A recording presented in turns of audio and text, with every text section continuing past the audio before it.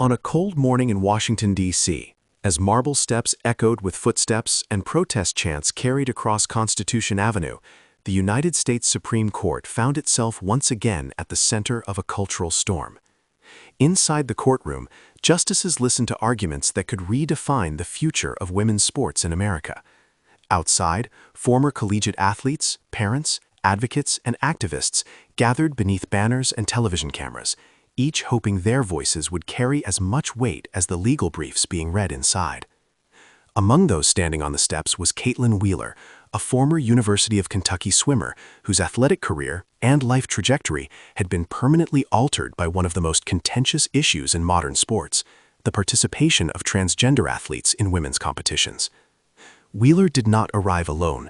She stood shoulder to shoulder with fellow former NCAA competitors, including Riley Gaines, Brooks Lusser, and Stephanie Turner, women who say their voices have too often been sidelined in discussions about gender policy in athletics. Together, they rallied in support of maintaining sex-based categories in women's sports, arguing that biological differences matter in competition, safety, and opportunity. But while the Supreme Court deliberated the legal future of women's sports, a separate battle was unfolding online, one that would draw national attention, inflame partisan tensions, and spark debate about civility, relevance, and power in modern media.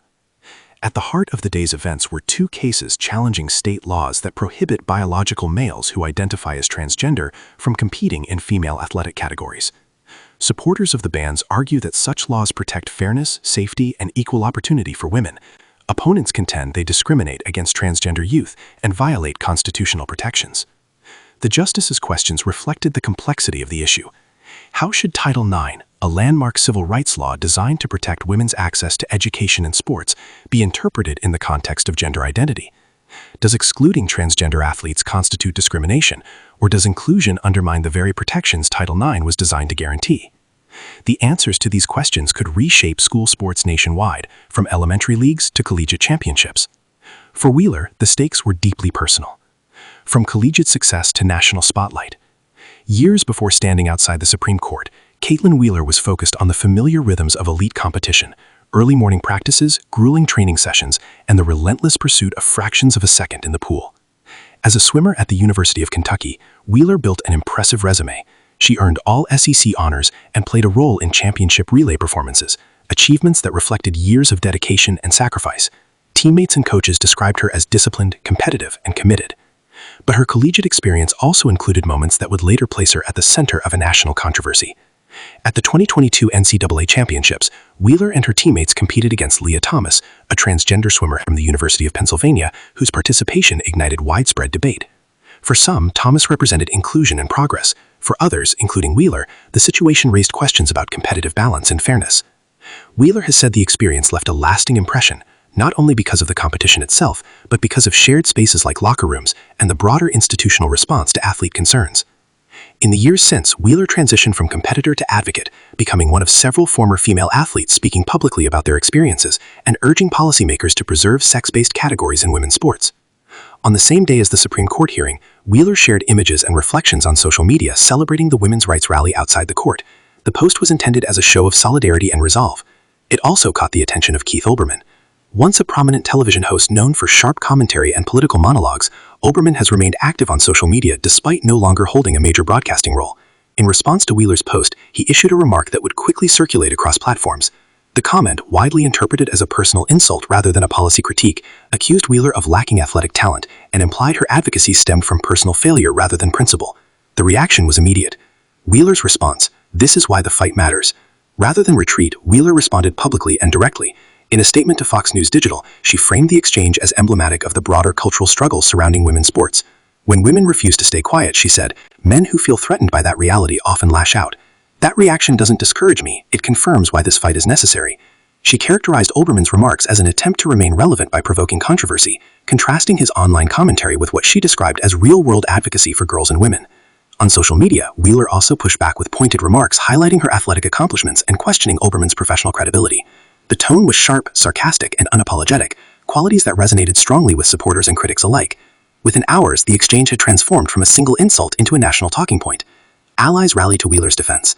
As the debate spread, prominent figures from the world of sports weighed in. Tennis legend Martina Navratilova, herself no stranger to controversy surrounding gender in sports, publicly rebuked Oberman's comment. She criticized the personal nature of the attack and announced she would unfollow him on social media, calling the remarks shameful and counterproductive. Riley Gaines, Wheeler's former teammate and fellow advocate, offered her own blunt assessment, framing the exchange as a troubling example of online behavior targeting young women who speak out on controversial issues. Other athletes echoed similar sentiments. Former Team USA ultrarunner Carolyn Johnson described the comment as disturbing and inappropriate, while leaders from advocacy organizations supporting women's sports voiced their solidarity. Kim Jones and Marcy Smith, co-founders of the Independent Council on Women's Sports, ICONS, issued pointed reactions that underscored the growing frustration among female athletes who feel dismissed or demeaned in public discourse. Together, these responses highlighted a recurring theme, that debates over policy too often devolve into personal attacks, particularly when women challenge prevailing narratives.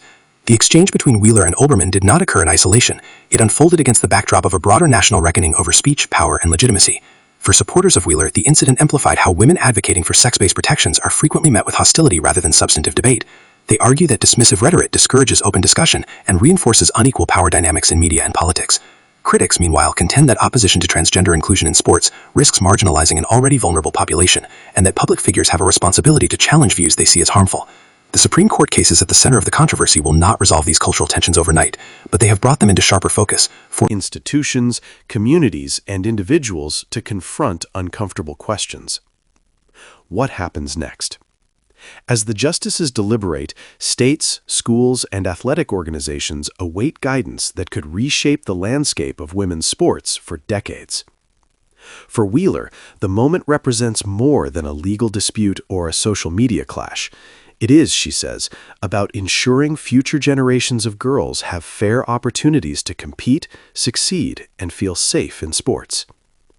Whether one agrees with her stance or not, her story illustrates the personal cost of public advocacy in a polarized age, where a single post can trigger nationwide debate and where the lines between sports, politics, and identity continue to blur. The Supreme Court will issue its ruling in the months ahead. Until then, the conversation, heated, emotional, and deeply consequential, shows no signs of slowing.